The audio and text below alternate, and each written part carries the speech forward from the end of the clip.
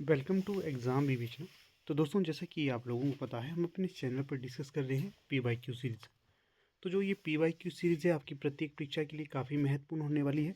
तो ध्यानपूर्वक यहाँ पर सारी वीडियोस देखा करें जो भी आपको उपलब्ध होती हैं। ये नहीं सोचना है UGC नेट की है तो आपको LT ग्रेड में नहीं पूछी जाएगी या PGT में नहीं पूछी जाएगी। कोई भी परीक्षा आपकी हो, वहाँ पर डायरेक्ट इनडायरेक्ट आपको ये प्रश्न देखने के लिए मिलेंगे। ठीक है, तो ध्यानपूर्वक आप इन्हें देखा करिए। जो तथ्य नहीं आते हैं उन्हें अपनी कॉपी पे भी नोट किया करें। तो चलिए आज का प्रश्न पत्र देख लेते हैं। दिसंबर 2010 का ये प्रश्न पत्र है UGC नेट हिंदी का। इसी को हम आपके समक्ष आज लाए हैं। तो पहला प्रश्न यहाँ पर क्या पूछा गया था? तो पहला प्रश्न पूछा गया है, अब लो नसानी अब नसे हो, उक्ति किसकी है? अब लो नसानी अब ना नसे हो, ये जो उक्ति होगी तुलसीदास जी की है। किसकी है? तुलसीदास, महात्मा तुलसीदास। काफ़ी महत्वपूर्ण इनका नाम है। पूछा जा सकता है आपसे, ये पूछा जा सकता है कि जो आपकी रामचरितमानस है किसकी रचना है? ये महात्मा तुलसीदास की ही होगी, ये भी आप ध्यान रखना है। इसे किस भाषा में लिखा गया था? अवधी भाषा में। अगला प्रश्न देखिए, यहाँ पर क्या पूछा गया है, राउलबेल रचना है तो किसकी कृति होगी? राउलबेल आदिकाल की रचना है ये। तो ये रोड़ा कवि या रोड कवि थे, उनकी रचना है राउलबेल।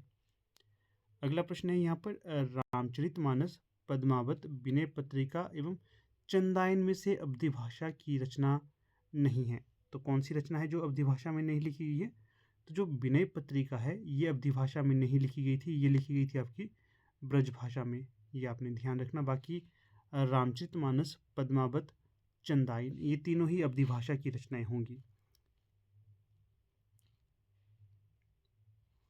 अगला प्रश्न है यहाँ पर, उद्धव शतक किसकी रचना है? तो जो उद्धव शतक रचना होगी जगन्नाथ दास रत्नाकर की। किसकी? जगन्नाथ दास रत्नाकर की रचना है। अगला प्रश्न है यहाँ पर देखिए, रामचरितमानस, कवि प्रिया, ललित ललाम एवं रसिक प्रिया में से केशवदास की रचना नहीं है। केशवदास की रचना कौन सी नहीं होगी? तो देखिए, रामचंद्रिका, कवि प्रिया और रसिक प्रिया ये तीनों ही रचनाएं केशवदास की होंगी। परंतु जो ललित ललाम है ये ललित ललाम केशवदास की रचना नहीं है, ये मतीराम की रचना है। ये भी ध्यान रखना है। जो केशवदास है ये आपके रीतिकाल के अंतर्गत आते हैं। काफ़ी महत्वपूर्ण इनका रोल रहता है रीतिकाल के अंतर्गत। फिर अगला प्रश्न है यहाँ पर, निरालाकृत राम की शक्ति पूजा की रचना का आधार ग्रंथ है। काफ़ी महत्वपूर्ण है ये। पहले तो ये प्रश्न आपको आना चाहिए कि राम की शक्ति पूजा किसकी रचना है? सूर्यकांत त्रिपाठी, निराला की रचना।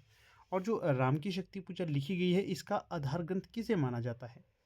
तो इस रचना का जो आधार ग्रंथ होगा तो वो होगा कृतवास रामायण। कौन सा है? कृतवास रामायण। ये आपको ध्यान होना चाहिए। अगला प्रश्न देखिए यहाँ पर, आत्मजयी रचना है किसकी रचना होगी? आत्मजयी, तो जो आत्मजयी रचना है कुंवर नारायण की। किसकी? कुंवर नारायण की रचना होगी ये। इसके पश्चात अगला प्रश्न है, नई कहानी आंदोलन के प्रारंभकर्ताओं में से नहीं है। तो जो नई कहानी आंदोलन करता है इनमें जो प्रारंभकर्ताओं में शामिल नहीं माने जाते तो वो ज्ञान रंजन सिंह होंगे। ठीक है, याद रखना है। पिता कहानी है इनकी ज्ञान रंजन सिंह की। अगला प्रश्न है यहाँ पर, मैं बुरी शायली रचना है। मैं बुरी शायली, याद रखिए ये रचना है किसकी होगी? महुआ मांझी की। किसकी? महुआ मांझी की रचना होगी ये।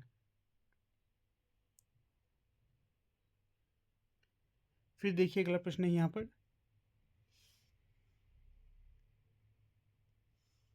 क्या प्रश्न है? मेरी आत्म कहानी, मेरी असफलताएं, मेरी जीवन यात्रा तथा माटी की मूर्तें रचना में आत्मकथा नहीं है।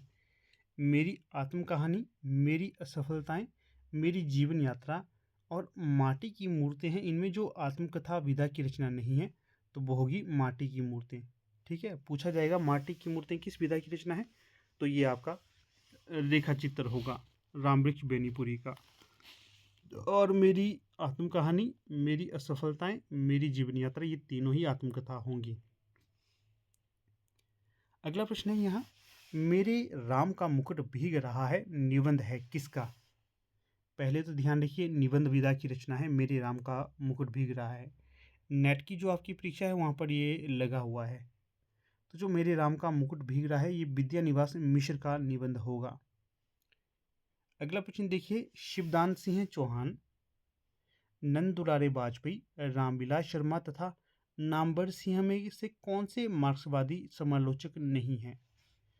तो जो बात करें हम नंद दुलारे वाजपेयी की, ये आपके मार्क्सवादी समीक्षक या आलोचक नहीं होंगे। बाकी शिवदान सिंह चौहान, रामविलास शर्मा, नामवर सिंह, ये तीनों ही आपके कैसे होंगे? मार्क्सवादी आलोचक होंगे। अगला जो नाम आता है, सुरेंद्र वर्मा कृत नाटक नहीं है। तो जो सुरेंद्र वर्मा कृत नाटक के तौर पर नहीं जाना जाता, ये होगा बादशाह गुलाम बेगम, ये इनका नाटक नहीं होगा। अगला है यहाँ पर देखिए, अरे यायावर रहेगा याद, यात्रा वृत्तांत किसका है ये? अरे यायावर रहेगा याद, ये यात्रा वृत्तांत है, किसका है? अज्ञेय का।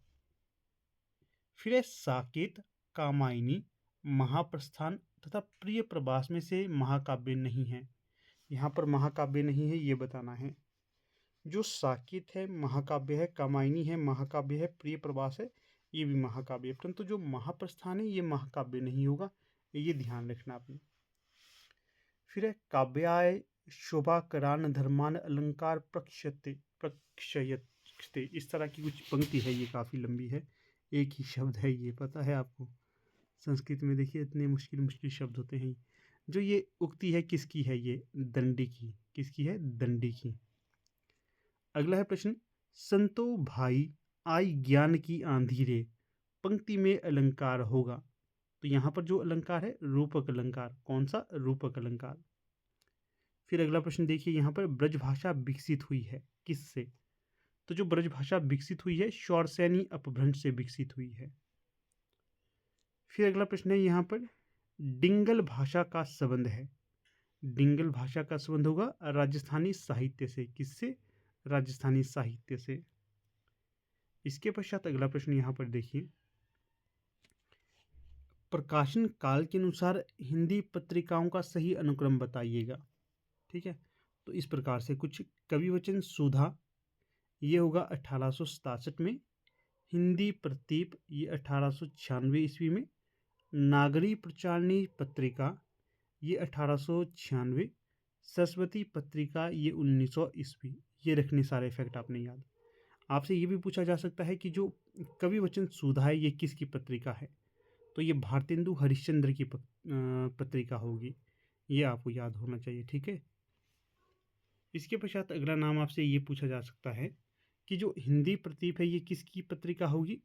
तो ये हो जाएगी आपकी बालकृष्ण भट्ट की। किसकी? बालकृष्ण भट्ट की। और जो नागरी प्रचारणी पत्रिका है ये किसकी होगी? काशी नागरी प्रचारणी सभा की। जो सरस्वती पत्रिका है ये आपकी निकाली गई थी किसके द्वारा? ये आपके मूलतः जो पहले संपादक थे ये थे आपके श्याम सुंदर दास। ठीक है, ये भी आपने याद रखना है। और जो महावीर प्रसाद द्विवेदी थे ये कब से कब तक इसके संपादक के तौर पर रहे हैं वो बताना है आपने। अगला प्रश्न देखिए, यहाँ पर ये भी क्रम वाला ही है। रचनाओं को क्रम के हिसाब से लिखना है, सही क्रम नहीं, रचनाकारों का सही अनुक्रम बताना है यहाँ पर, रचनाओं को नहीं, रचनाकारों का। जैसे लाला श्रीनिवास दास हैं, इनका जन्म कब का है? 1850 और मृत्यु 1907। मुंशी प्रेमचंद, इनका जन्म 1880 का है और मृत्यु है 1936। अमृतलाल नागर है, इनका जन्म 1916 का है, मृत्यु 1990 की। कमलेश्वर जी हैं, इनका जन्म 1932 में हुआ, मृत्यु 2007 में। ये क्रम आपको याद होना चाहिए क्योंकि डायरेक्ट इनडायरेक्ट परीक्षा में पूछा ही जाएगा ये। फिर प्रश्न है अगला, रचनाकारों का सही अनुक्रम है, तो कौन सा सही अनुक्रम होगा रचनाकारों का? जो जयशंकर प्रसाद है ये इनका जन्म हुआ था 1890 के आसपास, कई जगह 1889 में दिया जाता है, कई जगह 90 ही है। और मृत्यु कभी 1937 में, जन्म 1890, मृत्यु 1937। श्री सूर्यकांत त्रिपाठी निराला है, इनका जन्म कब का माना जाता है? 1896 का और मृत्यु 1961। जन्म याद रखना है 1896 का। फिर सुमित्रानंदन पंत है, इनका जन्म कब का है? 1900 का जन्म है और मृत्यु 1977 की। जन्म कब का है? 1900 का जन्म है। फिर महादेवी वर्मा है, इनका जन्म कब का स्वीकार किया जाता है? 1907 का जन्म है और मृत्यु 1987 ईस्वी की। ये रखिए तिथि सारी याद आप। अगला प्रश्न है यहाँ पर, युग की दृष्टि से रचनाकारों का सही अनुक्रम कौन सा है? युग की दृष्टि से सबसे पहले जो नाम आएगा तो वो आएगा आपका चंद बरदाई का। जन्म हुआ था 1149 को और मृत्यु हुई थी 1192 को। जन्म कब हुआ इनका? 1149 को जन्म हुआ। फिर है मीराबाई। मीराबाई का जन्म पूछा जाएगा कब का है? 1498 और मृत्यु 1557। कब का जन्म है मीराबाई का? 1498। ये फैक्ट इसलिए आपको रिवाइज करवा रहा हूँ ताकि परीक्षा में पूछे जाए तो आप ठीक कर ले। सेनापति, इनका जन्म कब का पूछा जाता है? 17वीं शताब्दी इनका जन्म होगा, 17वीं शताब्दी। फिर है आपके हरिऔध। अयोध्या सिंह उपाध्याय हरिऔध, इनका जन्म हुआ है 1865 में, मृत्यु 1947 में। हरिऔध का जन्म 1865 में।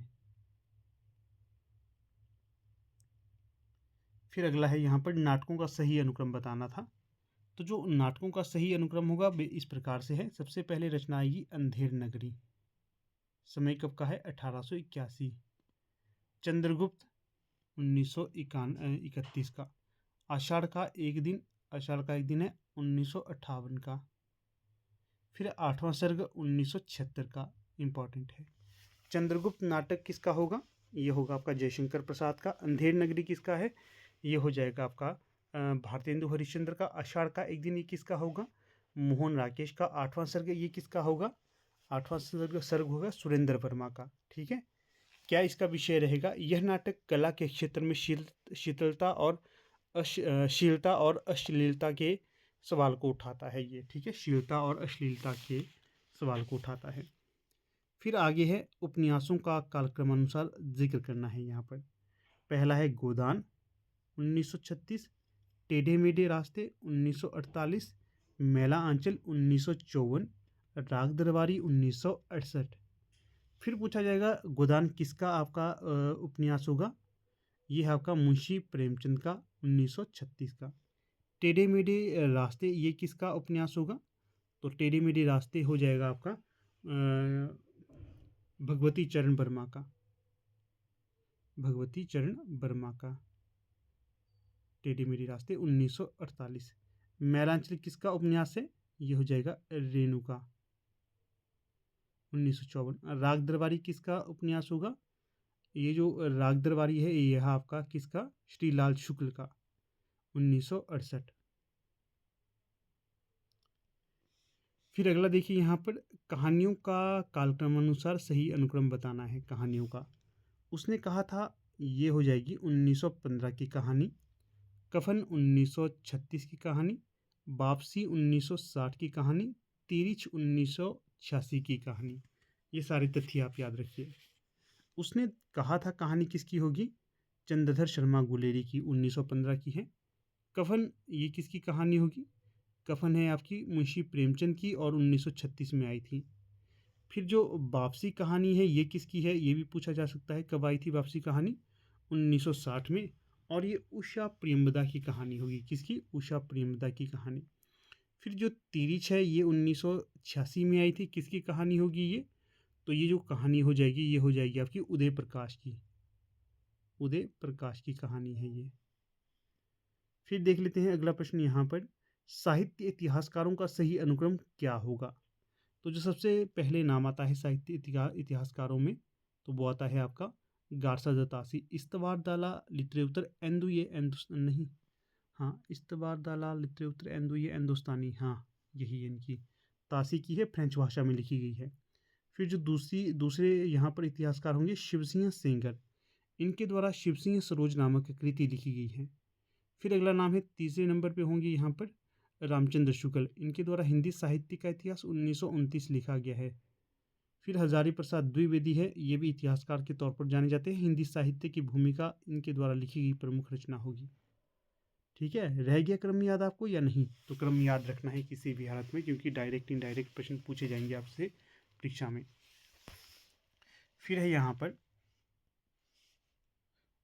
ये यहाँ पर पत्रिका है और यहाँ पर रचनाकार संपादक रचनाकार नहीं संपादक, इनका मिलान करना है। जो आलोचना पत्रिका है ये कहाँ से किसके नेतृत्व में निकली थी? अरुण कमल के नेतृत्व में आलोचना पत्रिका। जो तद्भव पत्रिका है ये किसके नेतृत्व में निकली थी? अखिलेश के नेतृत्व में। फिर हंस पत्रिका है ये किसके नेतृत्व में निकली थी? राजेंद्र यादव। फिर बाक पत्रिका किसके नेतृत्व में निकली? सुधीश पचौरी। तो ये होनी चाहिए आपको याद। 4 प्रश्नों का निर्माण यहाँ पर डायरेक्ट इनडायरेक्ट हो रहा है। फिर यहाँ पर रचना दी गई है और यहाँ पर रचनाकार, यहाँ उपन्यास है दिए हुए, ठीक है। कितने पाकिस्तान किसका उपन्यास है? कितने पाकिस्तान किसका उपन्यास होगा? कमलेश्वर का। तमस किसका उपन्यास है? भीष्म साहनी का। मृगनयनी किसका उपन्यास होगा? वृंदावन लाल वर्मा का। नीला चांद किसका उपन्यास होगा? शिव प्रसाद सिंह का। यहाँ पर देखिए कहानी आ गई है और कहानीकार आए हैं और यहाँ पर कहानी, ठीक है, मिलान कर लेते हैं। उषा प्रेमवदा ये हमने ऊपर ही देखी, इनकी कहानी वापसी। अमरकांत इनकी कहानी कौन सी है? दोपहर का भोजन। मोहन राकेश की कहानी कौन सी है? परमात्मा का कुत्ता। विशंबर नाथ शर्मा कौशिक की कहानी कौन सी है? ताई। Important, BBI। अब यहाँ पर नाटक और नाटककार दिए गए हैं, इनका हम मिलान कर लेते हैं। ये सारे नाटक विधा की रचनाएं होंगे। जैसे रक्षाबंधन नाटक किसका होगा? हरिकृष्ण प्रेमी का। अंधा कुआं ये किस विधा की रचना है? नाटक विधा की रचना है। लक्ष्मी नारायण लाल, अंधा कुआं लक्ष्मी नारायण लाल का है। बकरी नाटक किसका हो जाएगा? सर्वेश्वर दयाल सक्सेना का ये होगा। कोर्ट मार्शल ये किसका नाटक होगा? स्वदेश दीपक का ये नाटक हो जाएगा। यहाँ पर पंक्ति और पंक्तिकार को सुमेलित करना है। जैसे देखिए पंक्ति है, साईं के सब जीव हैं कीरी कुंजर दोय। साईं के सब जीव हैं कीरी कुंजर दोय, किसकी पंक्ति हो जाएगी? कबीरदास की, महात्मा कबीरदास की। अगली पंक्ति है यहाँ पर, देसिल बैना सब जन मीठा, किसकी पंक्ति है? विद्यापति की।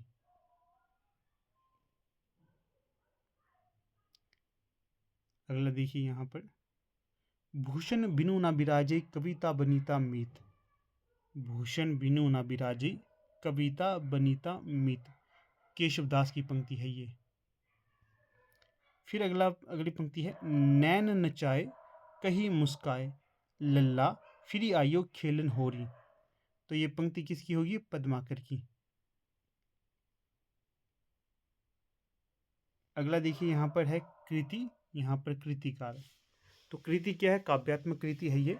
संसद से सड़क तक, सुदामा पांडे धूमिल की ये रचना होगी। फूल नहीं रंग चाहिए, फूल नहीं रंग बोलते हैं, ये किसकी कृति है? केदारनाथ अग्रवाल की। फिर युगधारा, ये किसकी रचना हो जाएगी? नागार्जुन की। फिर साय में धूप, साय में धूप ये किसकी रचना होगी? दुष्यंत कुमार की। इनकी बड़ी अच्छी एक गीत है ये, तो किसी रेल से चलती है और मैं किसी पुल सा थरथराता हूँ। मसान नामक मूवी है, उसमें ये गीत आता है। तो किसी रेल सी चलती है और मैं किसी पुल सा थरथराता हूँ।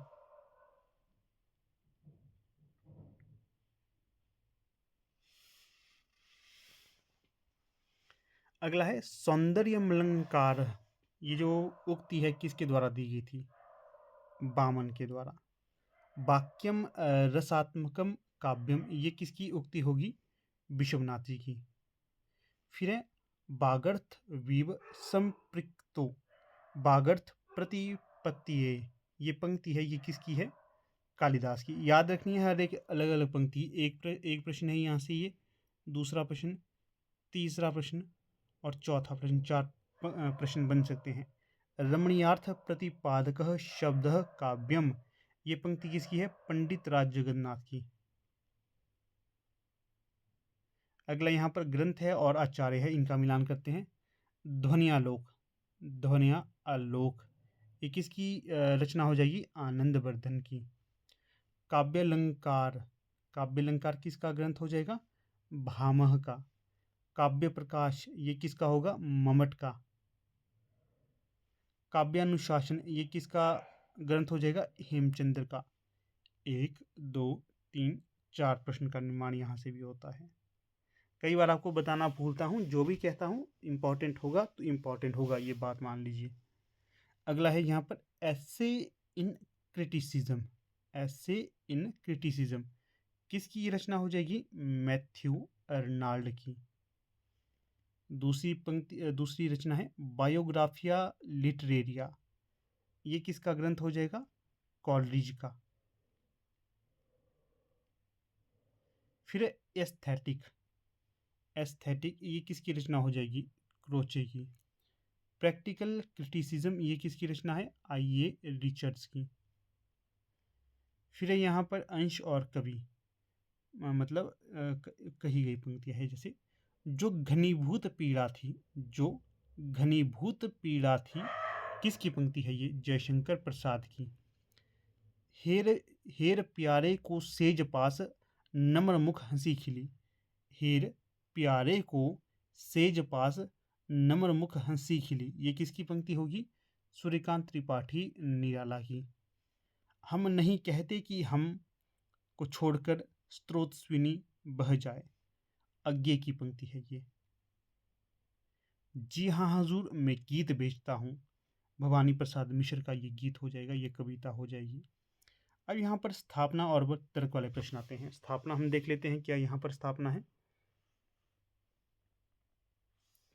स्थापना देखिए, वीरता की कभी नकल नहीं हो सकती, जैसे मन की प्रसन्नता कभी कोई उधार नहीं ले सकता।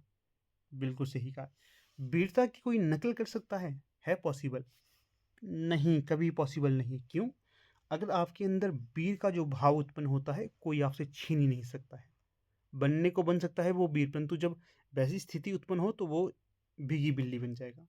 उसी प्रकार से जब आपके मन में खुशी है तो वो खुशी आपसे कोई उधार ले ही नहीं सकता। दुख आपके मन से कोई उधार ले ही नहीं सकता। सिंपैथी गेन करने के लिए वो इस तरह के बहाने करेगा, परंतु उसे दुख नहीं होता। ठीक है, दुख अपने आप उत्पन्न होता है।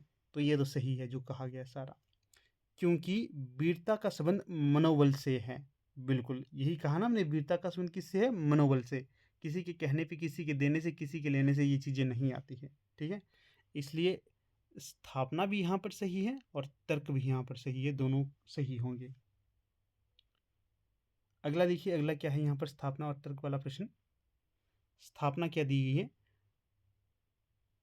मानव जीवन की पूर्णता के लिए कर्म, ज्ञान, उपासना तीनों के मेल की आवश्यकता है। बिल्कुल, मानव जीवन की अगर पूर्णता करनी है तो क्या चाहिए इसे? सबसे पहले आपका कर्म होना चाहिए, उसके पास ज्ञान होना चाहिए, उसके पश्चात और उपासना। इन तीनों का जब मेल होगा, इन तीनों के मेल से ही हर चीज़ संभव होगी। ये तो पहला बिल्कुल सत्य कथन होगा। फिर तर्क देखिए यहाँ, क्योंकि मनुष्य जीवन की पूर्णता में उपासना का स्थान सबसे महत्वपूर्ण है। सिर्फ उपासना का ही स्थान सबसे महत्वपूर्ण है? नहीं, ऐसा कुछ नहीं है। ये जो कर्म, ज्ञान, उपासना तीनों एक दूसरे की पूर्ति करते हैं। इनमें से कोई भी अगर एक पीछे रह गया तो आपका जो मानव की जो पूर्णता है, अपनी पूर्णता, वो कभी पॉसिबल हो ही नहीं सकती। इसलिए ये तो गलत हो गया, आर गलत है। स्थापना सही है, आर मतलब तर्क गलत है। ये रखिए आप याद। यहाँ पर भी स्थापना और तर्क वाला प्रश्न है। स्थापना क्या है? श्रद्धा का कारण निर्दिष्ट और ज्ञात होता है। क्या? जो श्रद्धा है, इसका जो कारण होता है ये निर्दिष्ट और ज्ञात होता है। सही है ये बिल्कुल, क्योंकि श्रद्धा में दृष्टि पहले कर्मों पर से होती हुई श्रद्धेय तक पहुंचती है। ये भी सही है, दोनों कथन यहाँ पर पूर्णतः सही हो जाएंगे।